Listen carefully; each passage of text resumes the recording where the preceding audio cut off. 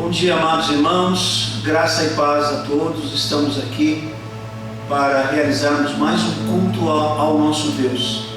Então, esse culto é o culto matutino, hoje é 14 de junho, e em breve já estaremos com os cultos presenciais, certamente no tempo de Deus, né? Não no nosso tempo, mas no tempo de Deus. E mesmo você, no conforto do seu lar, chame a sua família, se preparem aí, tenham toda a reverência, para que possamos oferecer o melhor culto ao nosso Deus. Tá certo? Curva a sua fronte, fecha teus olhos, vamos orar. Pai de amor e de imensa bondade, louvado e exaltado seja o teu santo e bendito nome.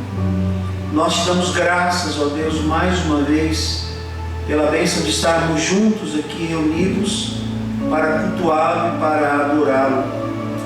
E nós clamamos por misericórdia, Deus. Quantas coisas nós fazemos que te entristece, que te aborrece, pecados, transgressões, negligências, embaraços.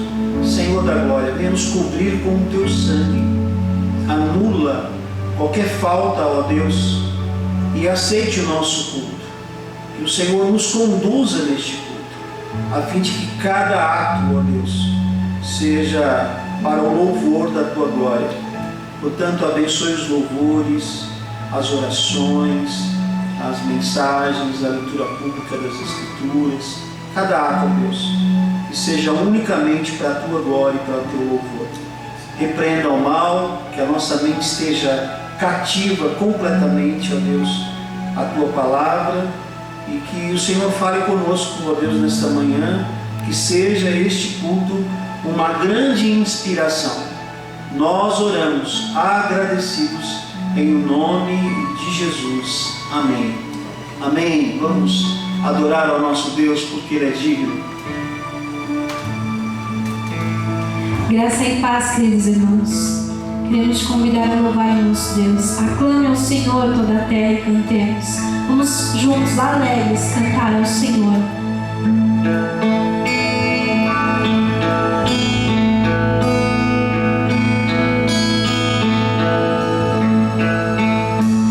Meu Jesus, Salvador, honra igual não há. Todos os dias quero louvar.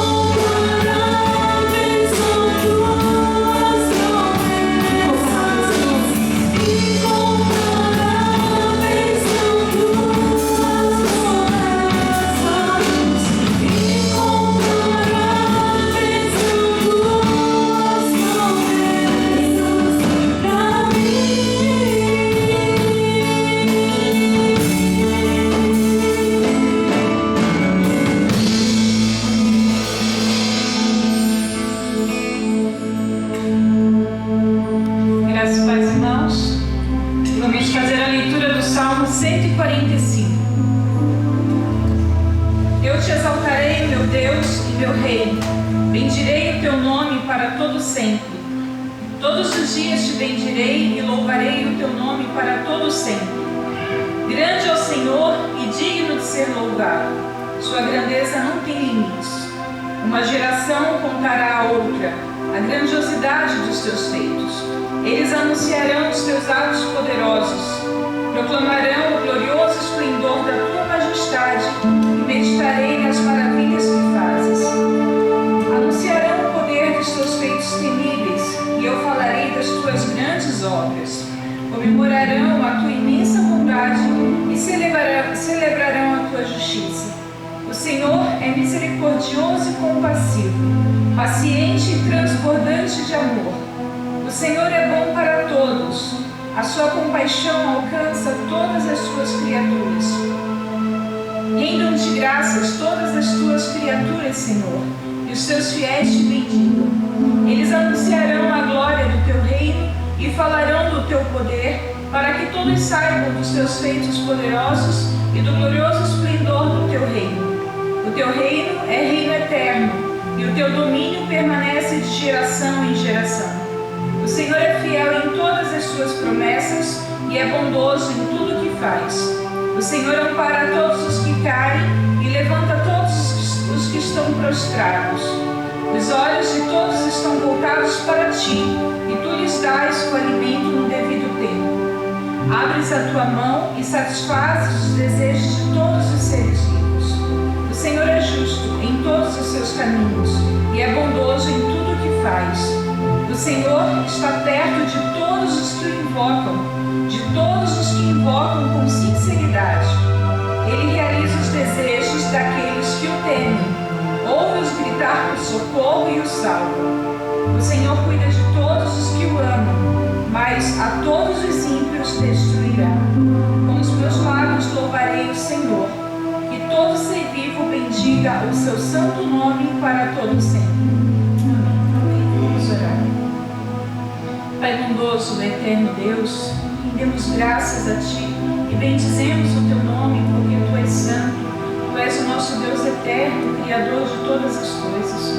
Ó Pai querido, obrigada pela Tua palavra santa, que nos ensina e nos faz lembrar de quão bondoso é o Senhor, e que o Senhor age com bondade e misericórdia para conosco. Obrigada, Senhor Deus, pelos Teus feitos gloriosos, que são contados de geração em geração. E hoje, mediante a Tua palavra, podemos celebrar o Teu nome e bendizer a Ti, porque o Senhor é digno. Ó Deus querido, nós Te agradecemos, Senhor Deus, porque o Senhor cuida de nós nos momentos, ó Deus, em que clamamos ao Senhor. Mediante a Tua graça e a Tua bondade, o Senhor vem nos socorrer e nos ajudar.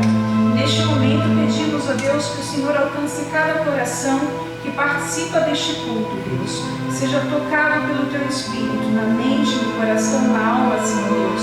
E seja cheio de Ti, da Tua palavra, da Tua presença. Louvado seja o Teu nome. Nós Te rendemos graças, ó Deus, por tudo que Tu és em nossas vidas. Em nome de Jesus oramos, agradecidos. Amém.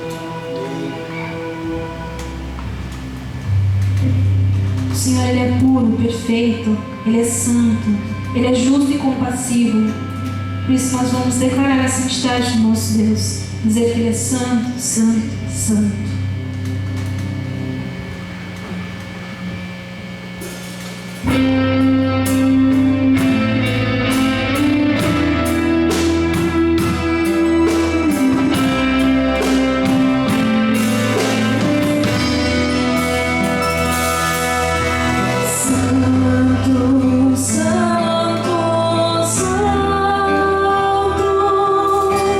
Deus onipotente.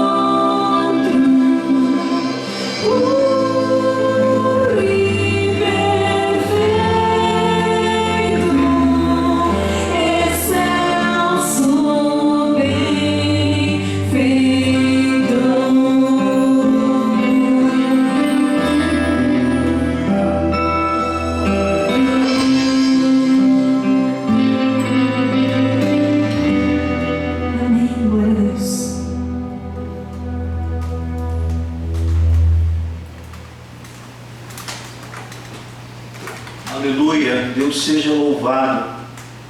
Ô Reinaldo, me ajuda aqui com esse microfone aqui. Tá certinho. Como é bom nós adorarmos a Deus, como é bom nós glorificarmos o seu santo e bendito nome, né? A Ele toda a honra e toda a glória. Gostaria de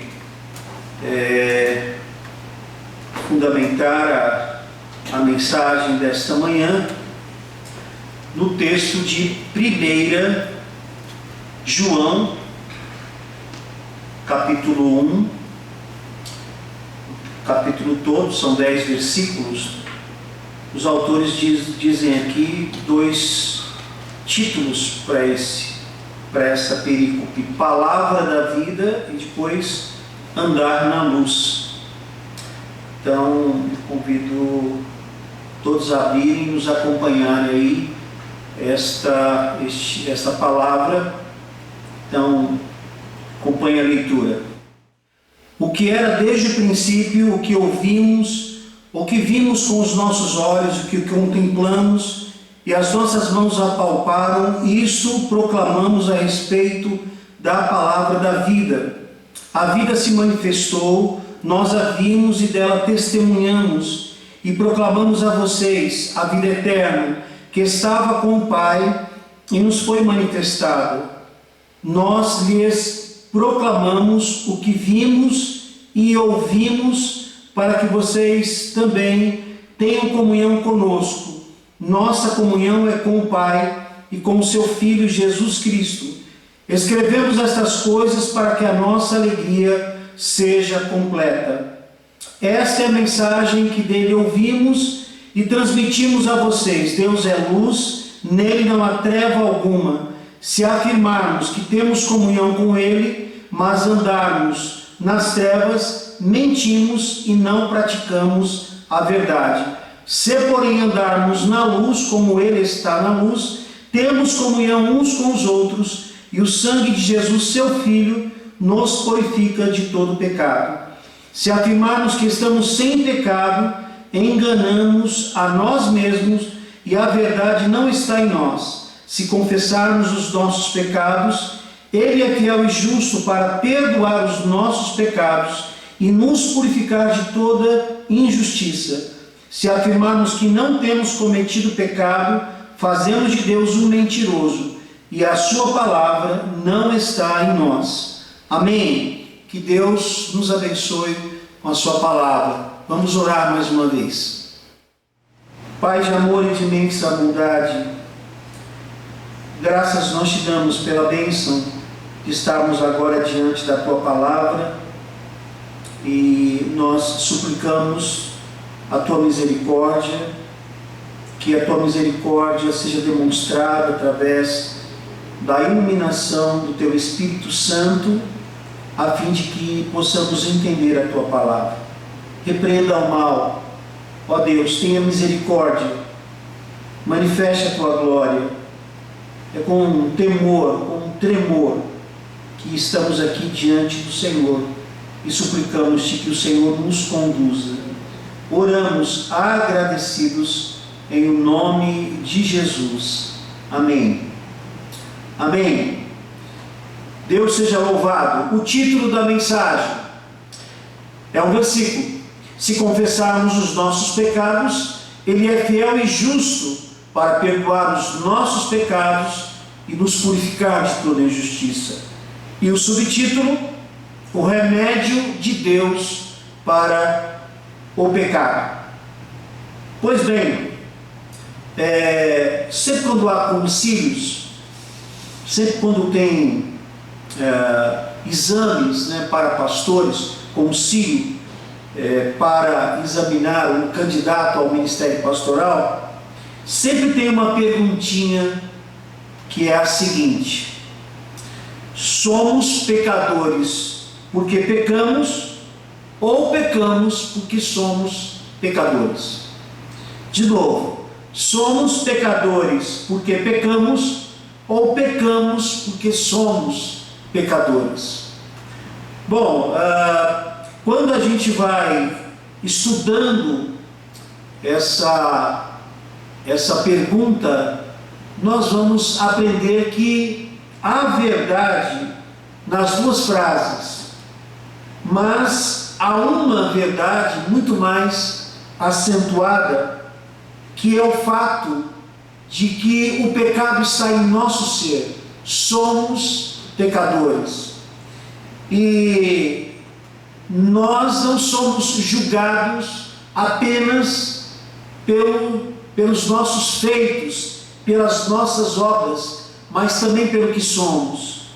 Então, essa é a nossa natureza. E esse texto que acabamos de ler é um dos textos que contempla uma das doutrinas, das belas doutrinas da Bíblia, que é a hamartiologia, a doutrina do pecado. É bem definido o pecado como errar o alvo, mas, como sempre, a etimologia é uma coisa, o significado é outra, que nós veremos mais adiante. Essa carta foi escrita por João, amigo íntimo de Jesus, que, segundo as informações de José, ele sim foi martirizado, sim, após estar ali na ilha de Patmos, escrever o livro da Revelação, o Apocalipse. Mas houve livramentos de João, porque não era o momento dele morrer, haja vista que ele estaria escrevendo o Apocalipse. E nesta carta a gente percebe que há um duplo sentido. O primeiro era de rebater, expor erros doutrinários e, consequentemente, éticos dos falsos mestres, chamados de anticristos aqui. Então veja que os falsos mestres e os anticristos estão desde a era primitiva da igreja.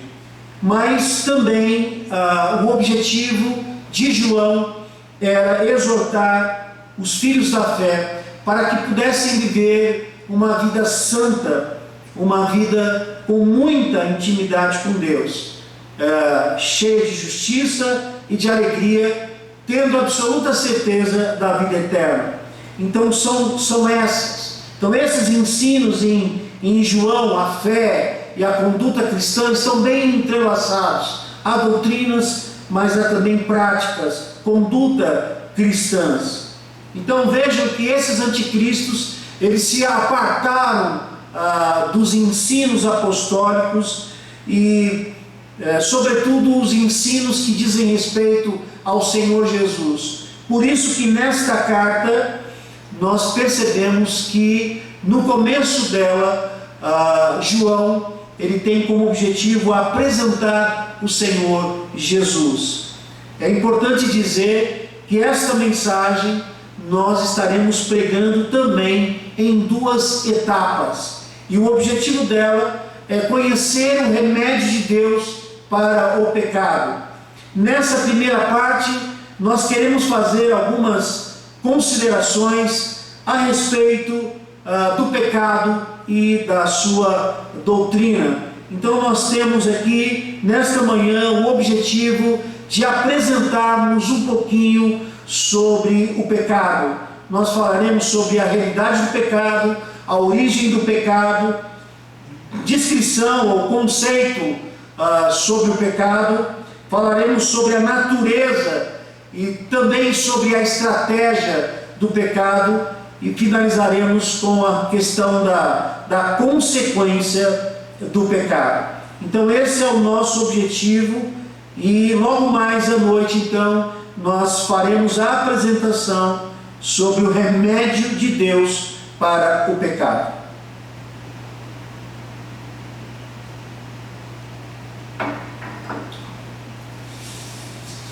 Pois bem, vamos lá. A realidade do pecado. Muitas pessoas, e nós incluímos nestas pessoas cristãos, teólogos, estudantes de teologia, não falam muito sobre a questão do pecado. Acham que o pecado já está praticamente solucionado. Então basta pedir perdão e continuar a vida. E trata, talvez não de maneira mais séria, essa questão do pecado. E nem sempre essa palavra é confortável, na maioria das vezes não é nada confortável, e chamar as pessoas de pecadoras pode causar uma certa ofensa. E diante disso, a realidade do pecado, ela se torna prejudicada, porque há falsas concepções acerca do pecado, e que às vezes elas existem por não serem verbalizadas, porque às vezes elas não são levadas a sério. Então, o pecado, ele é real. O pecado é real. Nós percebemos aí do texto que está diante de nós. Se afirmamos que não temos pecado, nós enganamos a nós mesmos, conforme 1 João 8. Então, o pecado é algo sério em nossa vida. É como uma ferida aberta que precisa ser cuidado, precisa ser tratado, porque se essa ferida ela for deixada de lado, ela vai cada vez mais aumentando e trazendo sérias consequências para o corpo. E o pecado afeta tanto a pessoa quanto as pessoas que estão em volta. Por isso, o pecado é real. E todos nós cristãos precisamos encarar essa realidade, uma vez que o pecado ele é real, como nós aprendemos. Na realidade do pecado, nós percebemos que ele gera morte e gera destruição. Então, o pecado ele vai trazer sérias consequências. É como uma enfermidade que vai deixando o homem, então, inapto, vai deixando ele insalubre, vai deixando ele enfermo, a ponto dele perder a própria vida. Então, o pecado, ele gera a morte. Por isso, o pecado, além de ser real, ele precisa ser tratado, porque se ele não for tratado, isso vai gerar destruição. Terceiro lugar, nessa questão ainda da realidade do pecado, é que o pecado nos separa do Deus Santo. É bem verdade que Deus é fiel, Deus é santo, Deus é misericordioso, mas o pecado vai afastando o homem de Deus. Muitos estão numa condição de pecaminosidade, isto é, já vivem influenciados pelo pecado, vivem na prática do pecado, e essa prática, sendo uma constante, vai separando o homem de Deus. Paulo vai dizer que o homem fica com a mente cauterizada, já não tem a percepção do que realmente é pecado. Então o pecado, ele nos separa completamente de Deus, ele corta o nosso relacionamento com Deus. E finalmente, nessa primeira consideração quanto à realidade do pecado, é que o pecado é sempre dirigido, em última análise, contra Deus. Quando nós observamos ali a confissão do rei Davi, que cometeu o pecado com Batseba, ele diz: contra ti somente pequei, fiz o que é mal aos teus olhos. Então todo ato pecaminoso, toda atitude de pecado é uma ação contra Deus. E nós precisamos entender que, em última análise, quando nós falamos de pecado, dessa realidade, eu estou agindo contrário à vontade de Deus. Estou fazendo aquilo que Deus detesta, aquilo que Deus abomina. Então, nesse primeiro momento, nós percebemos a realidade do pecado, que ele gera morte, destruição, que ele nos separa de um Deus que é eminentemente santo, e o pecado é uma ação contra Deus.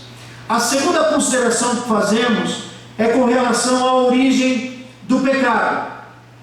Há muitos que perguntam, poxa, Deus criou tudo, e já que Deus é o Criador de todas as coisas, então Deus não é tão bom assim, porque criou o pecado. Como Ele poderia ter criado o pecado?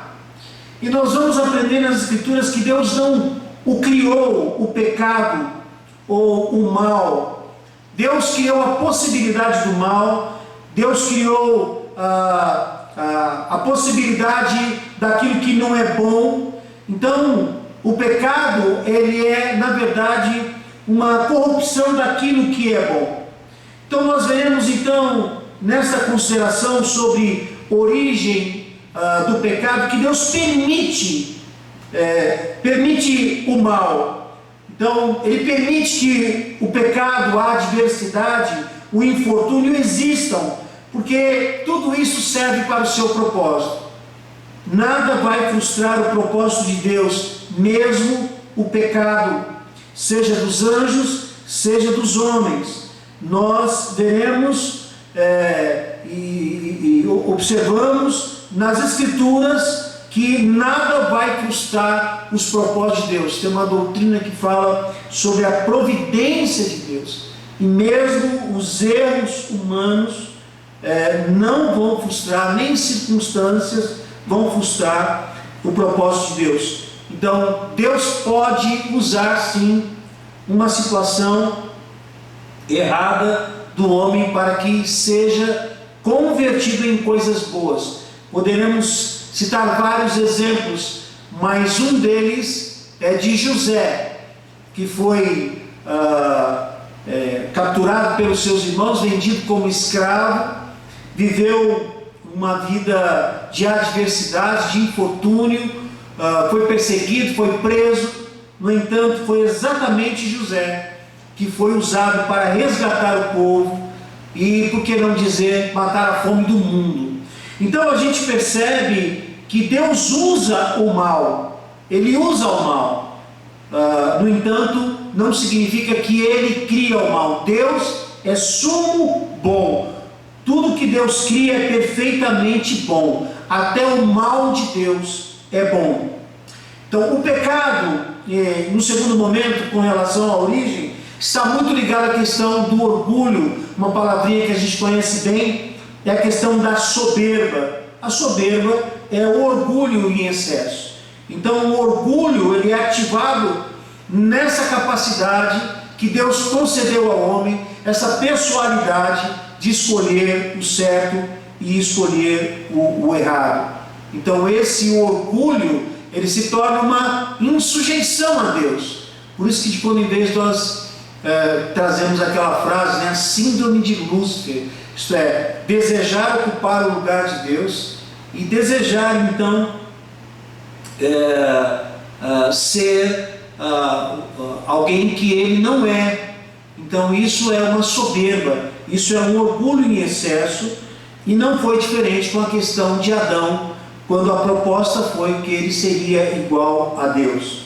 Em terceiro lugar, as Escrituras ensinam que o pecado começou em Satanás, achou-se em Satanás, conforme Ezequiel 28. Então o pecado entrou no mundo e através da desobediência de Adão. Então ele acontece primeiro na rebeldia de Satanás e depois da rebeldia de Adão, conforme Romanos 5:12. E dessa forma toda a raça humana ela é fruto do pecado e tem a natureza pecaminosa. Então o pecado está presente porque a escolha está presente. Então essa obediência desejosa e voluntária só seria possível se a desobediência também fosse possível. Então Deus requer de nós uma obediência voluntária. Significa que o pecado ele precisa ser permitido para que a obediência seja satisfatória. Além dessas afirmações, em quinto lugar, dentro ainda desse segundo tópico da origem do pecado, a Bíblia ela não afirma exatamente ou explicitamente acerca da origem do pecado, nem como ele entrou em Satanás. Tudo bem que ele caiu diante do pecado antes do homem cair, e o próprio inferno foi originalmente preparado para o diabo e seus anjos, seus demônios. Mas nós precisamos entender que a partir de Adão é que o pecado parte da natureza do homem, e o homem se inclina a fazer aquilo que é abominável aos olhos do Senhor.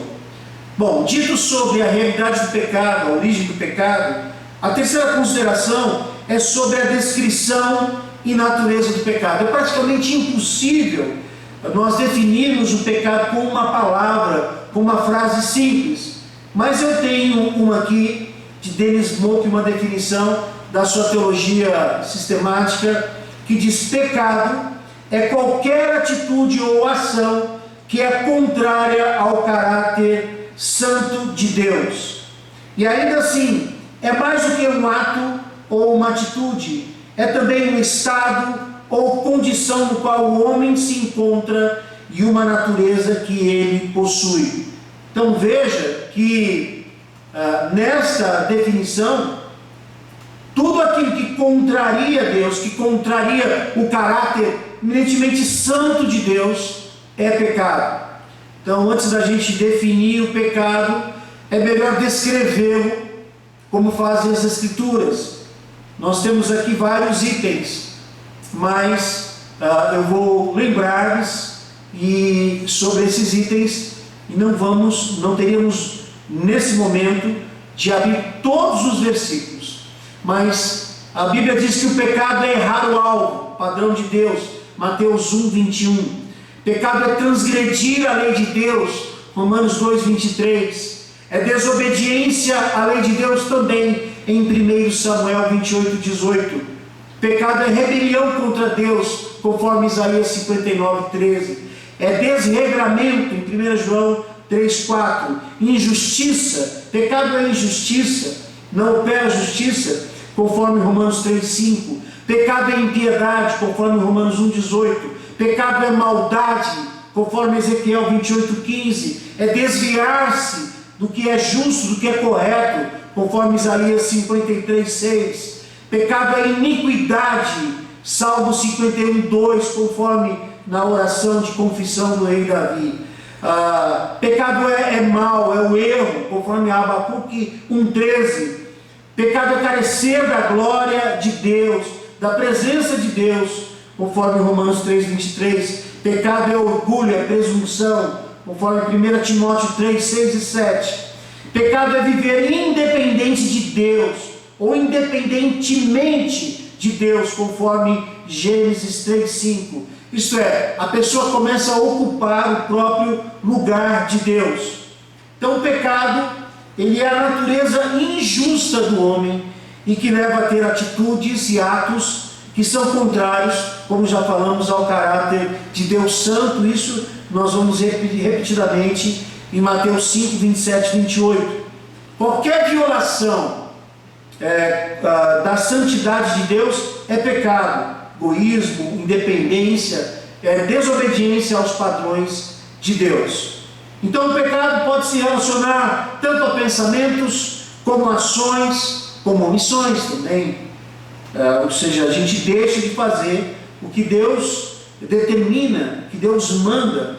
Então, Cristo foi o único sem pecado, e só através da sua justiça é que nós podemos nos tornar justos diante de Deus, conforme 2 Coríntios 5:21, Romanos 3:21-26. Bom, agora a quarta consideração é sobre a natureza do pecado. Natureza e estratégia do pecado.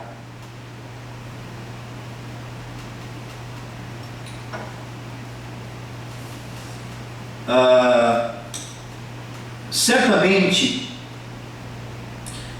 o pecado pode, no momento muito breve, trazer um certo prazer.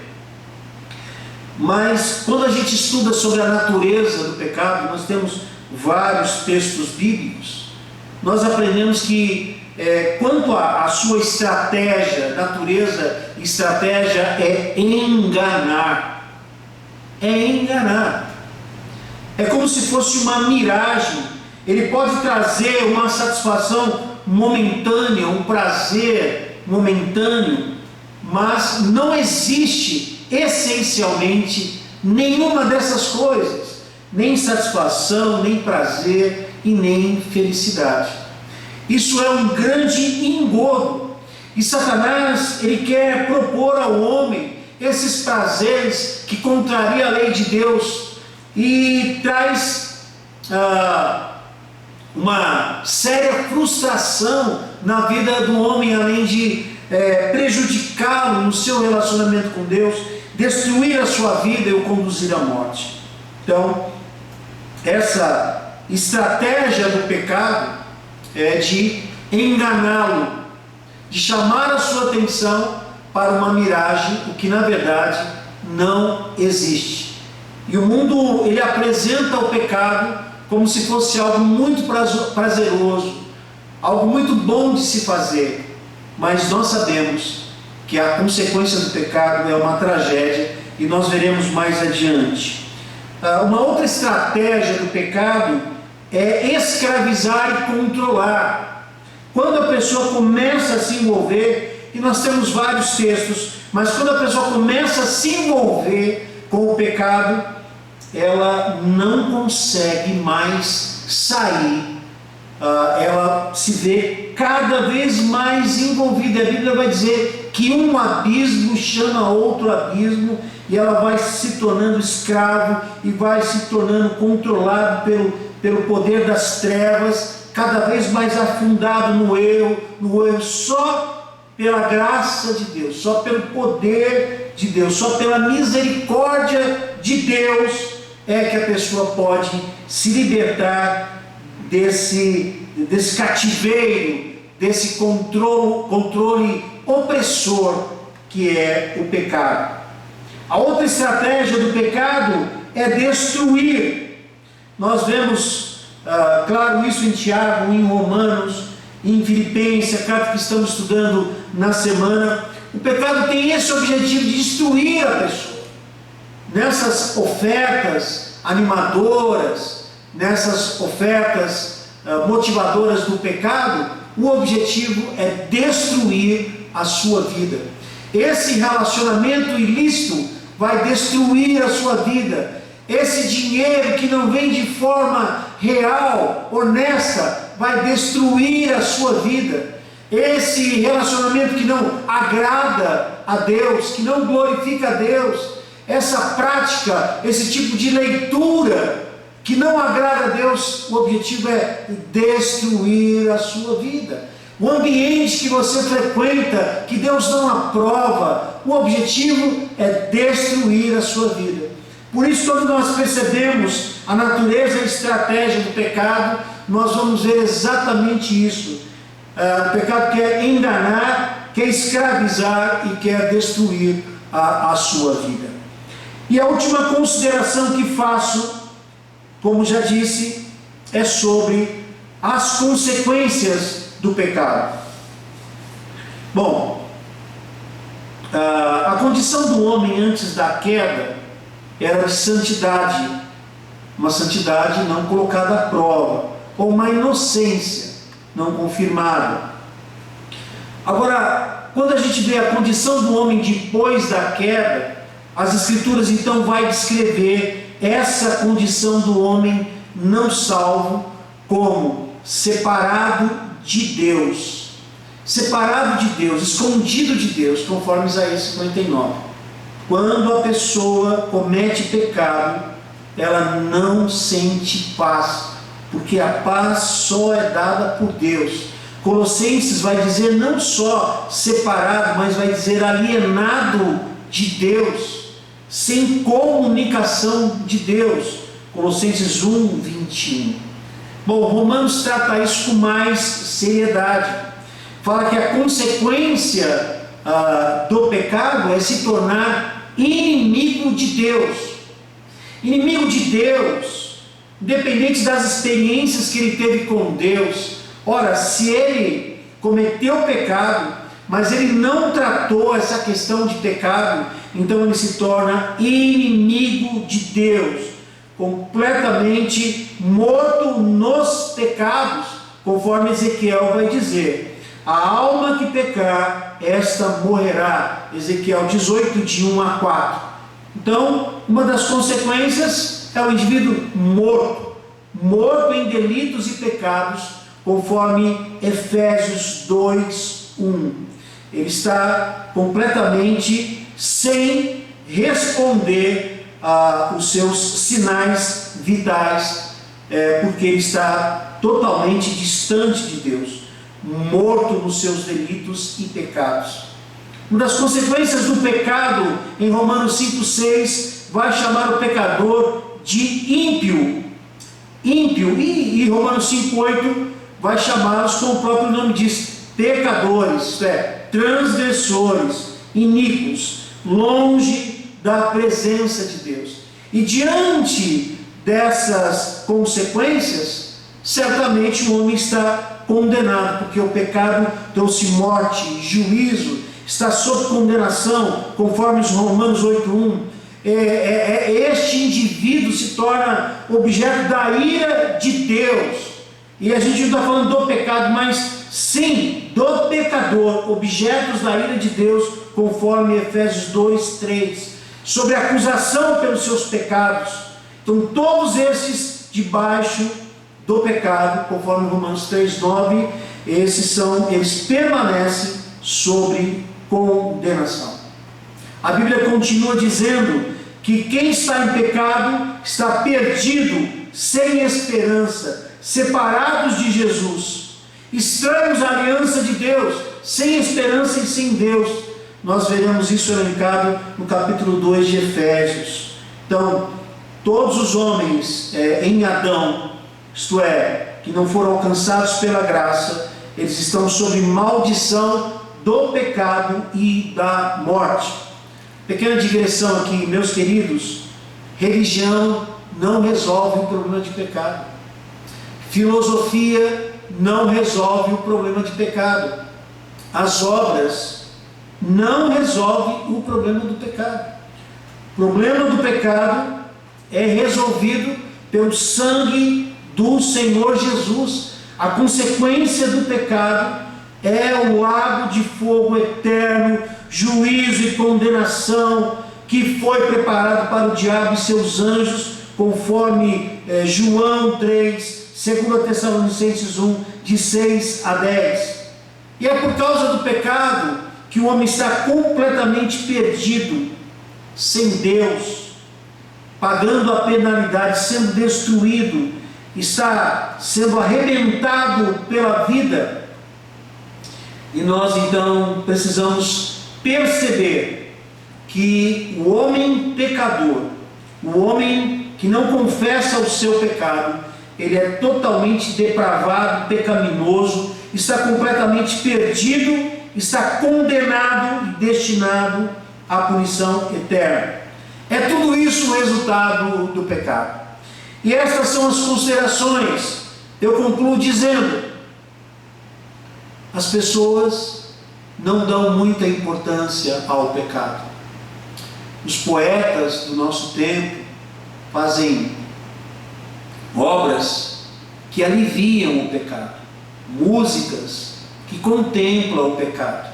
Então hoje é viver a vida, é o existencialismo, é o hedonismo, e pregam que nisso tudo não há maldade. Mas nós temos um Deus que é eminentemente santo. E quando nós estudamos um texto que fala seriamente contra o pecado, nós não podemos deixar de passar por essas considerações que falam a respeito da doutrina do pecado. Não sei como é que você está, como você se encontra diante de Deus, mas você precisa tratar essa questão do pecado. A forma de tratar o pecado é através da confissão. Você precisa reconhecer que você é um miserável pecador. Você precisa reconhecer a sua falta, a sua transgressão diante de Deus. E a Bíblia diz sobre essa natureza de Deus. A Bíblia diz que Deus, ele é santo, ele é justo, ele é fiel. E mediante a sua confissão, ele não vai só perdoar os seus pecados, mas ele vai purificar a sua vida e o seu coração. E digo mais, é possível que você esteja em pecado e não sabe disso. É possível que as circunstâncias, consequências amargas que você esteja passando, que você pode estar passando, seja por algum pecado que ainda você não se apercebeu.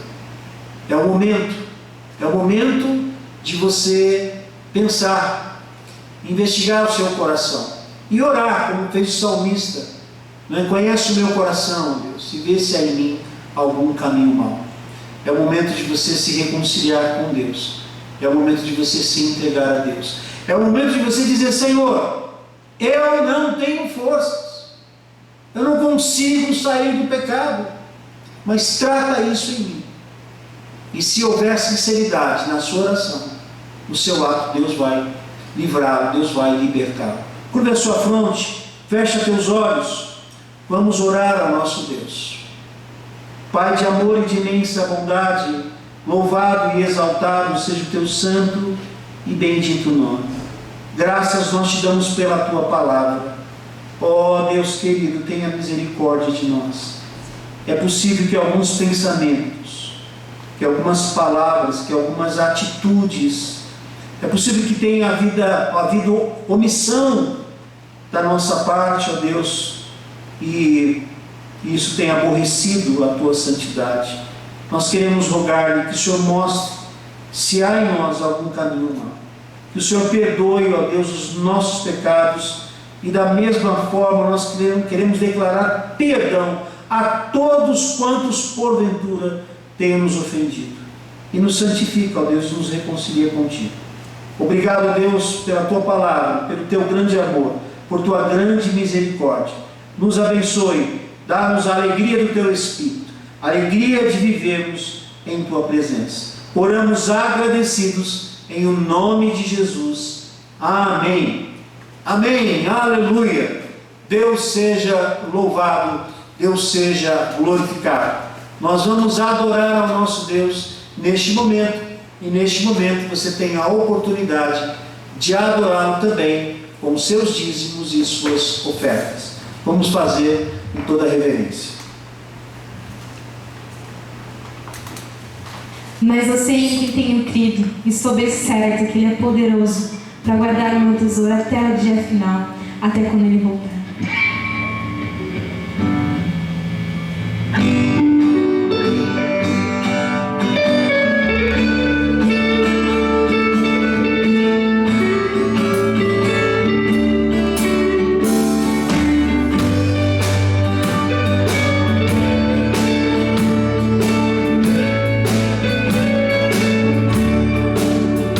Não sei por que te Deus